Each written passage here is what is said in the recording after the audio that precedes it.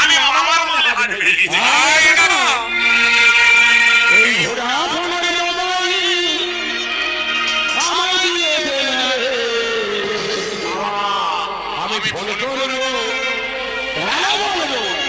সকাল দুপুরে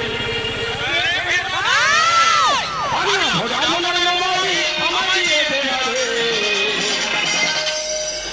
ফোন করবো